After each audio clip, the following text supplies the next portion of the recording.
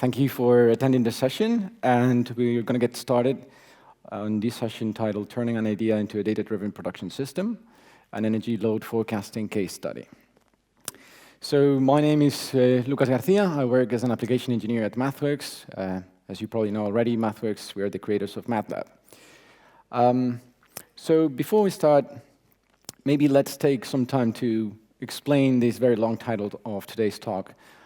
So today we're going to see how to turn an idea into a prototype, and then the prototype into a production system by leveraging models that purely rely on data. And then we're going to do so through the data analytics workflow for an energy load forecasting case study.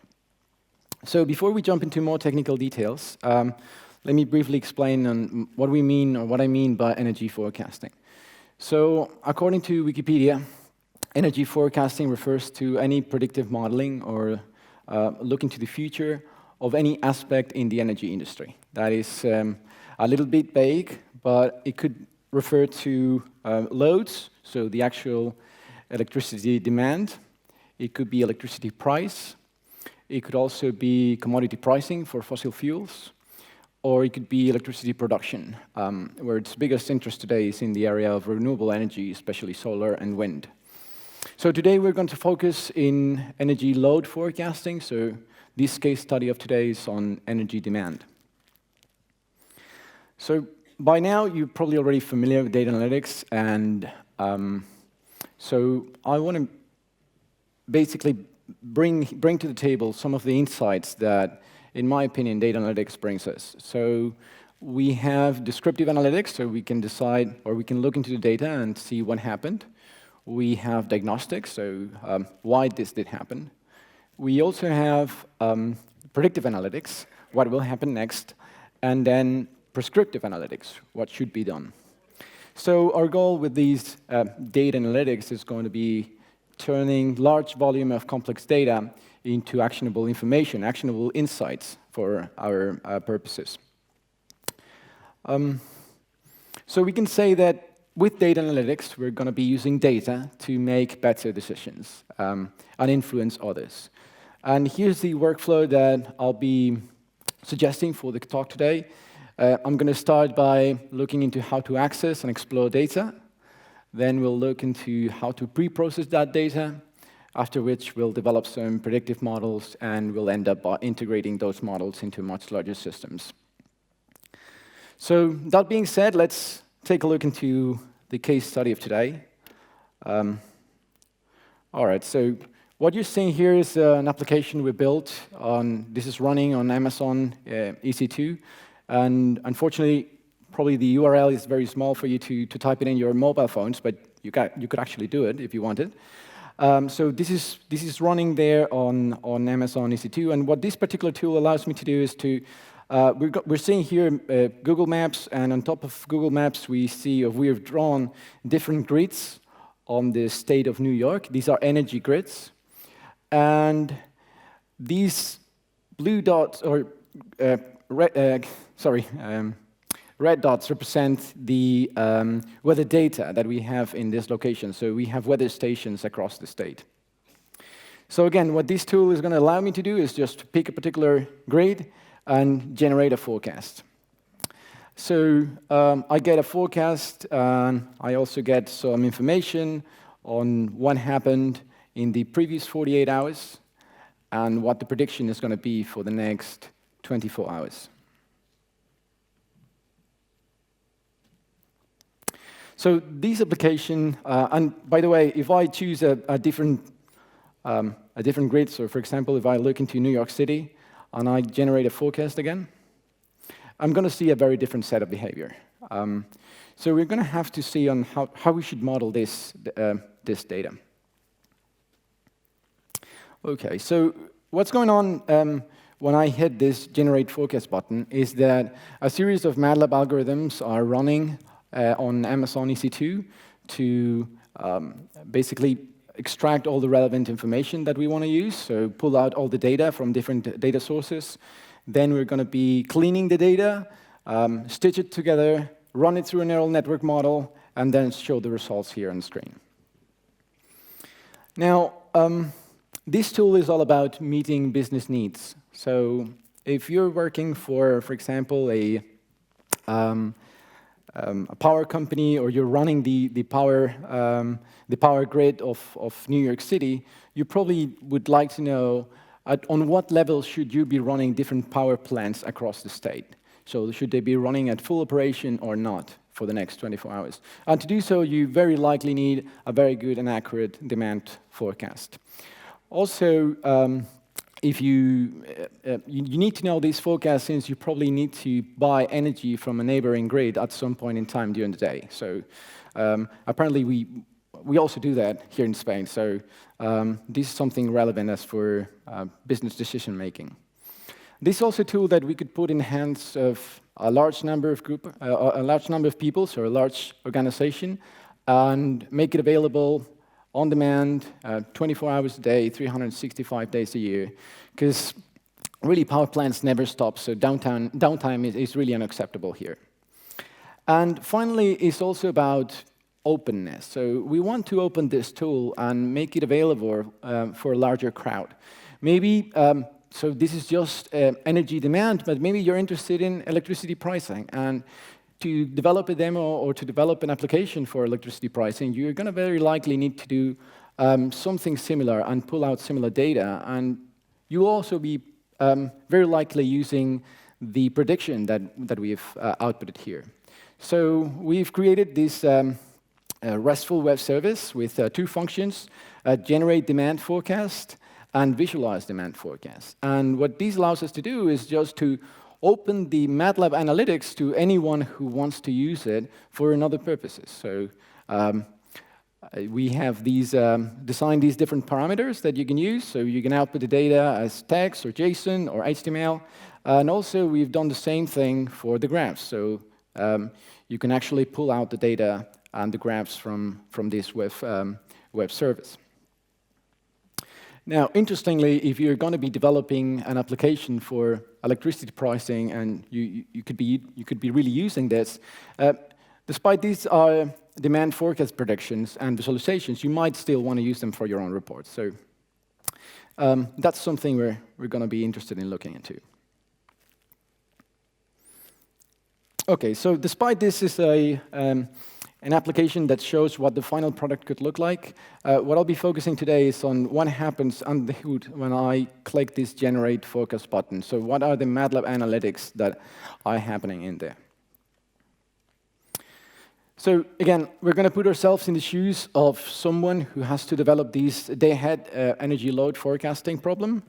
And we're going to have to design an application that runs smoothly. To do so, we're going to be acquiring some data, cleaning it up, developing the predictive model, and then deploying it to production. And to do so, we're just going to hand it off to someone in IT who can deal with it better than we as data scientists can. So that being said, let me go to the MATLAB environment. And what I'm seeing here is, if you're not familiar with MATLAB, so there's the MATLAB desktop, and we have a live script running here. So I've opened the live script, which is similar to a notebook interface. You've probably seen those in other programming environments too. And what this allows us to do is to, in a single piece of, in a single document, just basically have all the code that we're going to be running together with all the information with regards to this example. So I've already done some work, and just right before the presentation, I decided it would be wise to download the historical data. So I'm downloading here a full year of data, so year 2005 to 2006. Now, let me briefly explain on how the data is going to look like. And we're going to basically be using two data types, or two data sources, excuse me. So one data source is going to be the New York Independent System Operator data. So this is publicly available data. And the other data set is going to be the NOAA weather data. So again, these are publicly available. You can use them as well. And these are updated real time. So that being said, here I'm going to start by downloading this historical data. And to make it fast and nice, what I've done is I'm using some MATLAB code, using WebSave to save the results or to save the files on disk. And to speed things up, I'm using parallel for loops. So this is basically a for loop that runs in parallel across the different threads in your computer so that we can speed up downloading.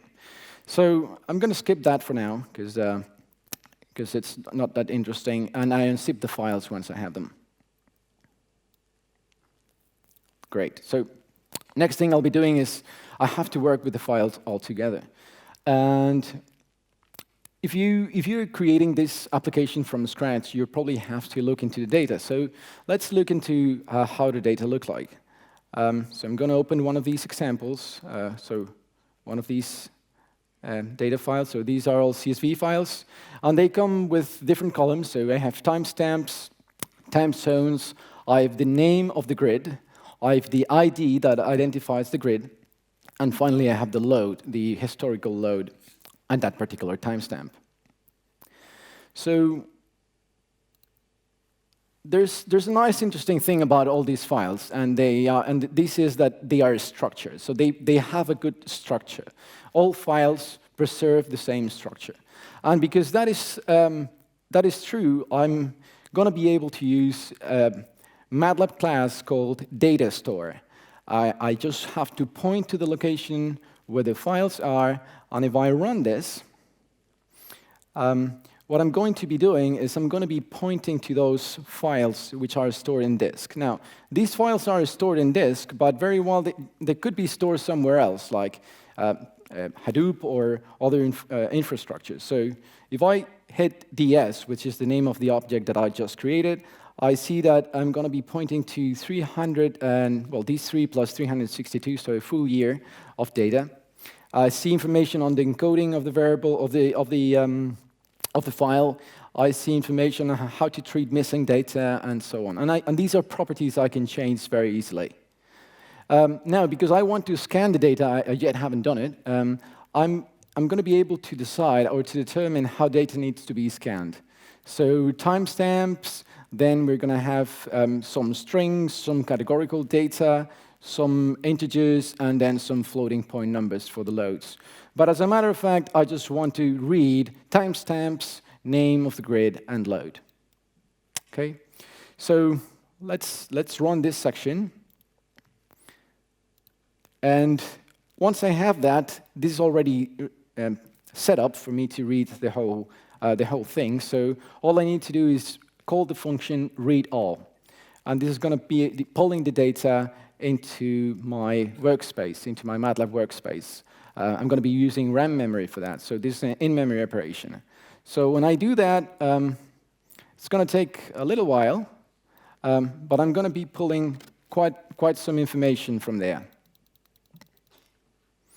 OK. Once it's done, I'll just give it some seconds to finish. I can take a look at what happens in the workspace. And you'll see that in the workspace, despite I've only used a year of data, I have over 1 million rows of observations, which is already quite a lot. So there are a few things I have to do to get going. So first, I'm going to be opening the data set to take a look at it and see what we can do with it. So as you see here, let me give it some room. This is what we have. So we have different timestamps, and then beside timestamp, we have the name of the different grids, and then the loads. But you see that for every single timestamp, we have already 11 rows, okay, identifying the different grids. So ideally, what I would like to do is to pivot the data, if saying it in a nice and friendly way. So pivot the data and send the names of the grids to the columns so that I can have one timestamp per row, right? Different timestamp per row. So the way to do that in the MATLAB language is using a function named unstack. So that's what I'll be doing next. Excuse me. So I'll be unstacking the data, and then I'll be just sorting data out. I'm just going to be sorting the dates so that the dates are in order. All right, so I'm running that, and hopefully at some point we'll see the results on screen. And there we go, we have it there. So now I have a single timestamp per row, and along the columns, I have the different grids. And we're going to see interesting things. So for example, if I click on the date column and one of the grids, so downward, and go to the plots tab and hit plot, I'm going to get this graph. And this is actually the graph of what the data says. And you might think that this data is correct, but in fact it's not. So there's a lot of good data here, but there are a lot of observations that are off the charts and that should be fixed before we start working with any machine learning algorithm. Otherwise, we're going to ruin it. And we'll see that there are also many, it happens many times where the demand goes to zero. If there's anyone from the energy industry here, you know that it's impossible that the demand goes to zero. So this has to be fixed in some way. All right, so that being said, I'm going to move on here. So I've visualized that. Oh yeah, and by the way, there's something also quite interesting in the data. And I imagine that you all data scientists here and data analytics people, big data people know this, that when you start working with your own data or with data publicly available from somewhere, it happens that it just doesn't work. So you need to dedicate a lot of time to clean the data, make it work as you wish. And here there's some interesting things, like we are going to have timestamp by 5 minutes, and all of a sudden I get things like this, right? So either I'll fix these things, or probably the neural network model that I'm going to be implementing is going to totally fail. So I have to retime the whole data set. Okay? So what I'll be doing here next is I'm going to be converting the data to a class or an object called Timetable that is able to deal with timestamps in a very natural way. We will make sure if the data is regularly sampled. Very likely we'll get a no here. We'll look at the distribution of the sampling rates, and then we will be retiming the whole data set to make sure that there's a 5-minute interval in between observations. And the way we're doing that is through linear interpolation, so nothing fancy. We keep it simple for today. All right, excellent. So I'll run that.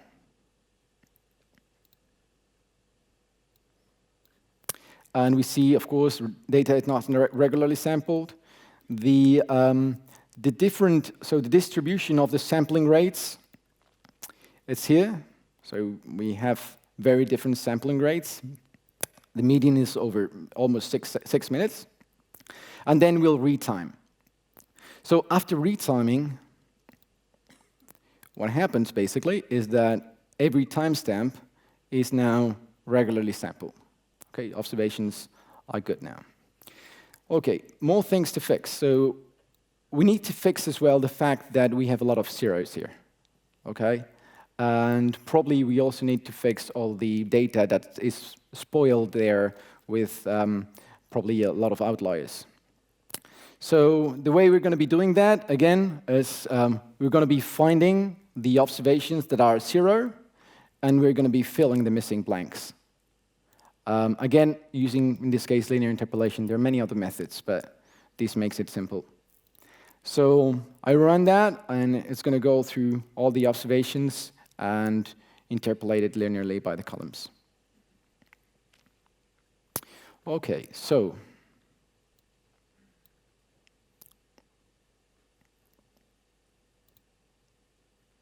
all right, so we're going to see here how in line number 2 this gets updated with some of the data. Okay, and now if I do a plot again, we see that this no longer goes to 0. These points are actually non-zero, but we should also fix them. So excellent. So next thing is removing the spikes, removing the data that is that shouldn't be there. And again, multiple methods that we may use. I'm going to keep it to the basics on using a moving average with a 1-hour window. So this basically reduces itself to using mov mean in MATLAB and then doing a graph.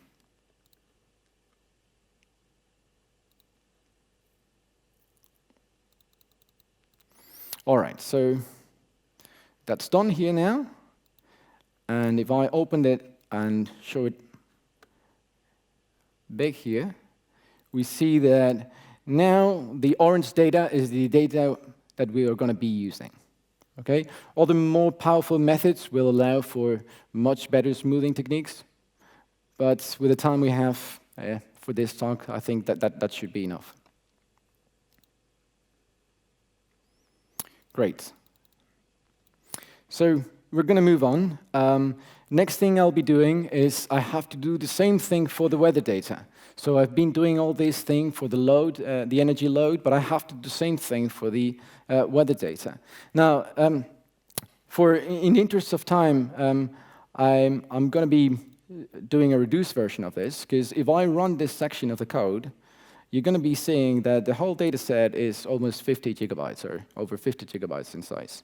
So altogether, load data plus weather data is roughly around 60 to 70 gigabytes of memory.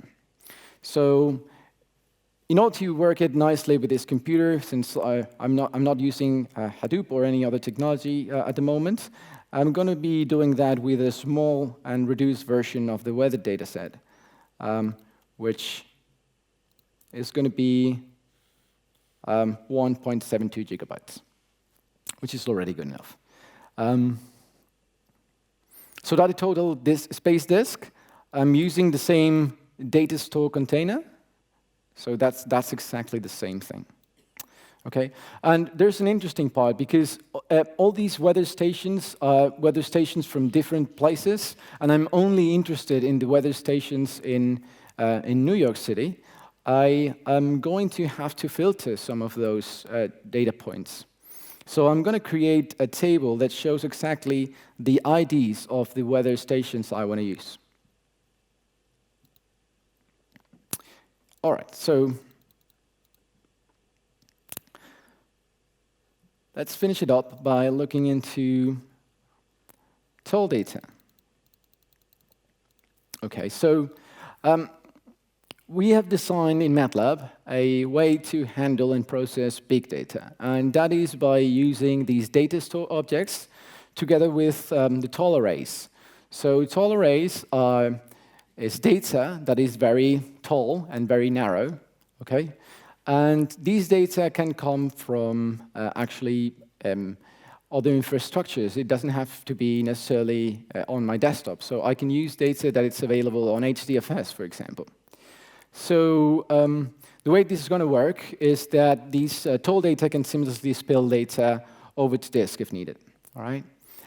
So what this is going to allow us to do is that we're going to be able to use in MATLAB data that is as large as we want, because we'll be using out-of-memory data, and we can even leverage our own cores in our computer. We can leverage the fact that we may have access to a Hadoop or a Spark cluster, or even a traditional cluster. All right, so I'm going to run this section of the code, and then move back to the slides.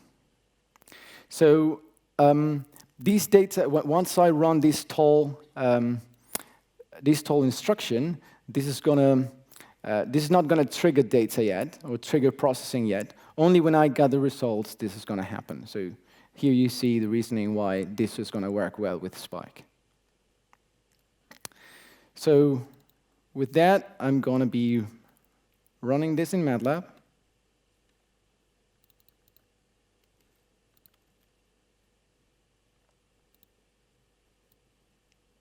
And I'm going to come back for the slides.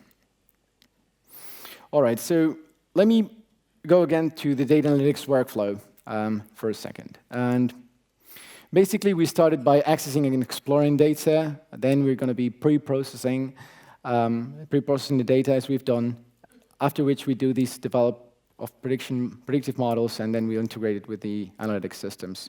So what we've seen so far is this step going from accessing to pre-processing. And I have not said it before, but there's some challenges that you may face when doing this. And really your data can come from multiple sources. You might be dealing with business and transactional data, so SQL, NoSQL databases, maybe text, maybe spreadsheets, maybe the data is coming from web sources, JSON objects, but you may also have engineering data. So data coming from images, audio, GPS locations, sensors.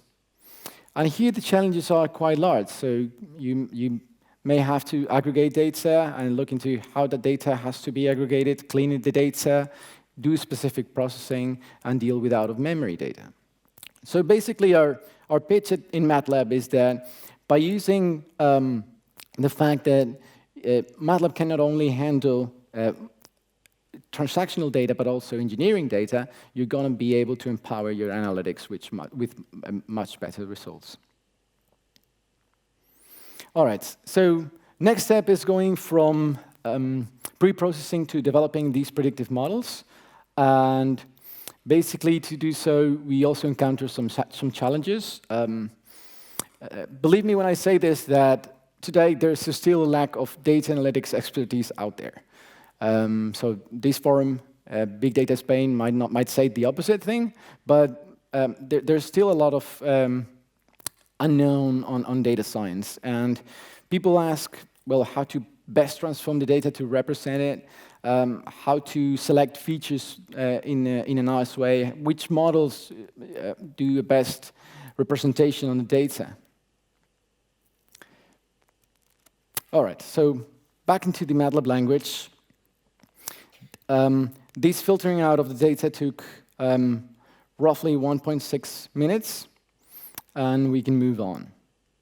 So what I've done here is what I should be doing next is filtering out all the zeros in the weather data, filtering out all the noise. But in the interest of time, what I've done is I'm loading some MAT files that I've already saved. So this is where the data is. And I'm going to be using that instead. Next thing is I have these New York data. Now I'm working with a full data set. So this is starting in 2007, and it's going all down to 2006, February 2006. And I have the same thing for the weather data. And one interesting thing that I need to do a predictive model is to sync the data together. So I'm going to be doing a join of the two data sets using synchronize. And synchronize, what it does, it's basically a join, but for timestamps. Okay, so it's a very well-established way to do timestamps joining. So I'm going to do that. And then we're going to be forecasting only one grid. So I'm going to focus on the New York City grid instead of focusing on all the 11 grids that are there. So I'm going to be developing a predictive model for New York City only. And we'll have to replicate what I'm going to be doing here for other grids. So what I do here basically is just extract from the data all the things I need to deal with New York City, so the loads and the weather stations. And I'm going to be creating some predictors. So if you have to develop a predictive model for energy load forecasting, you have to think about what predictors you should be doing or you should be using. So things like hour, things like the day of the week, things like is this a weekend or not? Do you put the washing machine on a weekend or not? So these things are going to make an impact, right? So we're going to be designing that. So we're going to be using the load, the month, the year, day of the week, whether it's a weekend or not. Of course, we have to use the temperature or the dew point, because this is information coming from the weather station. And also, when performing time series analysis, you'll be using lagged predictors. So what happened a couple of hours in the past, or what happened a couple of days in the past. And you have to determine what the best predictors are, what the best lagged predictors. Should I use the load from, I don't know, two days ago or from 3 days ago for the forecast? What's the best use that we can, what's the best lag predictor that we can use? So here what we're doing is basically doing a correlation across the entire data set to find that out.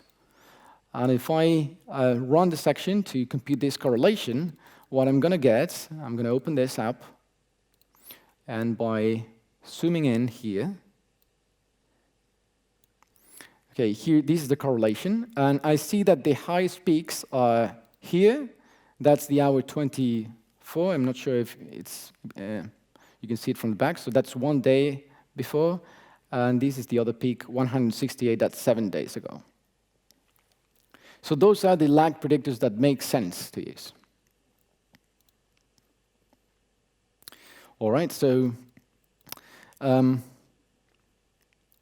being said, I'm going to prepare the data, and then what I'm going to be doing is, as with any predictive model, I have to make sure that my data works whenever I use a different data set. So I'm going to split the data into training and testing, and you can also do things like cross-validation, but I'll just keep it simple, as I said before. And I'm going to use the year 2012 for testing.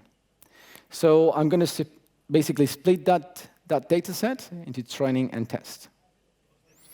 And my next thing is to create a neural network. I said I was going to be using neural networks. So in MATLAB, you can use neural networks by using these apps. So I'm going to be using neural net fitting.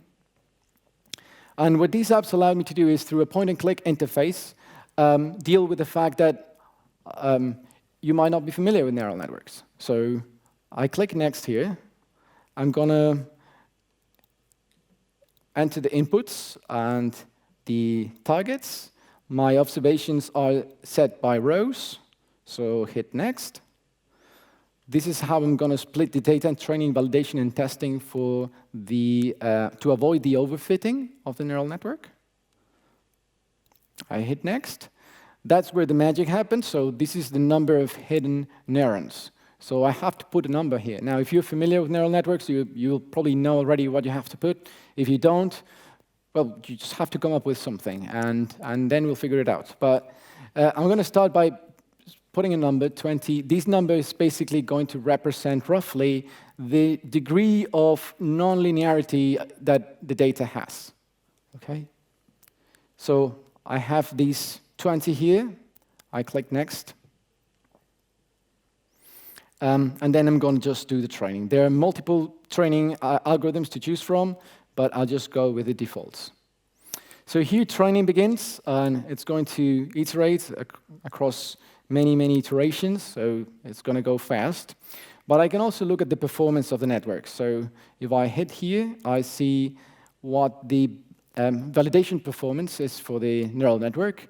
This is how the training is going on. So the mean square error is being reduced as we progress, and at some point the validation error will get higher, and that's where we're going to stop. Otherwise, we're going to be doing overfitting. Great, so that's fine for now. So I'm going to stop the training. I don't need to do much more. I can look at the regression plot. So here I'm looking into how the targets compare to the output, and I can see that these numbers are extremely good already. So I'm quite confident that this model could actually do a good work in the real world. So I'm going to hit Next. Here I have some options to evaluate the network. I'm going to skip those. I can deploy the solution to other architectures. I'm going to skip that for now. And I'm going to save my results to MATLAB. Okay, so I save my results in a net object. I save them.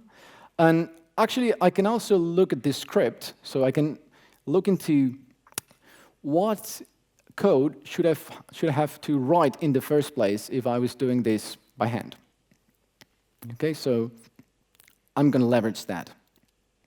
As a matter of fact, most of those lines that I have there, I have them right here. Okay. And even I can use parallel computing to speed things up. I could even use a cluster if I have access to a cluster. Okay, so the next thing is to see how this performs. So to do so, I'm going to be evaluating the mean absolute percent error. That's a common practice in energy forecasting, and show the results both for the neural network, for the training and the test set. So when I run that, I see that the error is roughly 2%. Even the test error is very low. So these results will open the eyes of anyone in the energy industry who want to do this, because they are extremely, extremely good. Now, what else can I do? I can look into, remember I left out the year 2012, so I'm going to use that year 2012 to look at the graph. So if I run the section of the code, and I open up the MATLAB graph that comes out, I'm going to be seeing the performance of the network. So what you're seeing here is how the network performs. In blue, you can see the performance of the neural network, and in orange, you can see the real measurement, because we had this data available, so we can use that and compare them. It's funny, when I was preparing this, there were some things going on that were a little bit off the charts, and there was this particular one, so I'm going to zoom in here. So if you look at this, there's something weird that happened on October 29, 2012. So what I did is, okay, let's just Google that. So what happened on October 29, 2012? So what happened is that Hurricane Sandy hit New York City.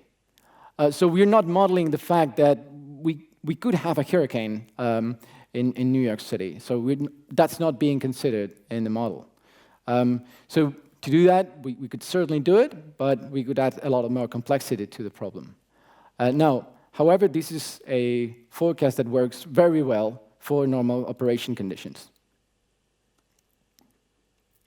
All right, so let me go back here. So again, by using apps, you can go seamlessly from the point-and-click interface to the code, which makes it a lot easier to do data science. Okay, and the final step, I think I'm almost done with that, is to integrate the analytics into larger systems. So again, some challenges may arise here, because the end user of this application is not going to be a scientist, it's not going to be somebody technical, it's going to be some sort of operator, analyst, or a customer, or some staff. There are different targets that you might have to deal with, so cluster environments, you might want to deploy this to the web, you might want to integrate it with Python language or Java, or any of the cluster infrastructures that we are seeing at the conference today. So how we can do that?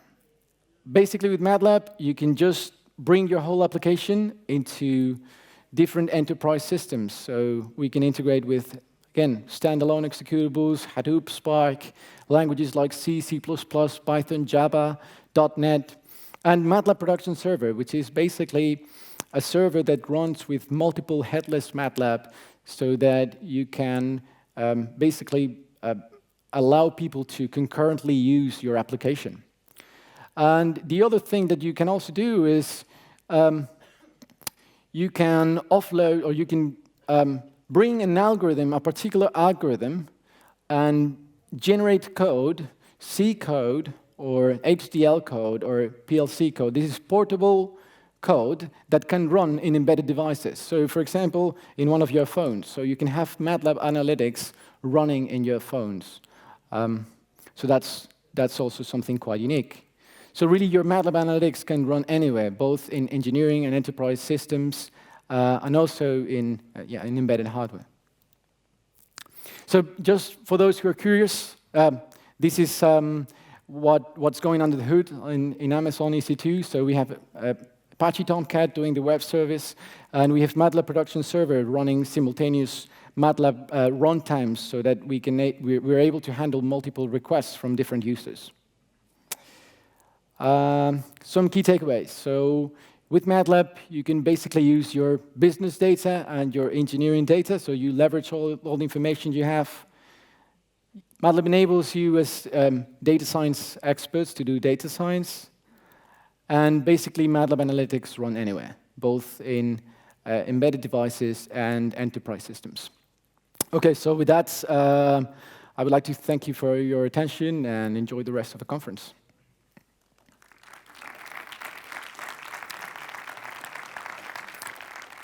So any questions? Yeah.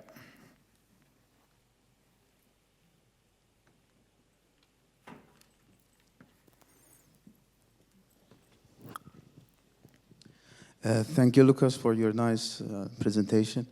I just wanted to ask you that, have you ever done any kind of analysis to do any kind of predictive modeling based on Spanish markets? Sorry, I didn't get that. Based on, in Spain, I mean, for Spanish electricity market, have you done any kind of analysis? So unfortunately, this is not something we can disclose. But the truth is that there are many electricity companies worldwide, and in Europe, and in Spain, using MATLAB. So the short answer to your question is yes. There are MATLAB users across different companies here locally in Spain. Okay, you know what I'm asking? Because we here in our company, which is Aries Innovation, actually we have developed an application, which is we developed it to forecast, to do some predictions over the Spanish electricity market for the energy prices, the hourly prices. Right. It's presented as a poster here, and we can come and we will actually, and right now have the mobile application. We're using some official data, which is presented each day for the next day, actually to make predictions for the next 24 hours. All right, cool. Yeah, so actually, this example comes from a real case study from a customer. Of course, we're using publicly available data to make it available to a larger crowd. But yeah, so energy forecasting is a hot topic across energy companies. So yeah, we not just have a real case study, we have a real product here. And I'm really proud to say that, because we got, for some days, we got to 1.8% in the mean absolute percentage error. But in overall, the average error is in order about 4 or 5%. Yeah, so actually, I stopped the training too early. If I had moved on with the training, maybe for we used 1,000 iterations. We used five years at least. I mean, the hourly data for 5 years, 365 days a year. And it was a project that we developed it during at least 6 months and something like this. But anyway, I just wanted to mention it because it's based on the real data that is publishing REED, Red Eléctrica de España. And this is we did it as still it's not a product. We have not sold it as a product, but we've developed actually the prototype and even the application, mobile application. Okay, yeah, cheers for the comment, and maybe, we should talk offline a little bit more. Any other comments?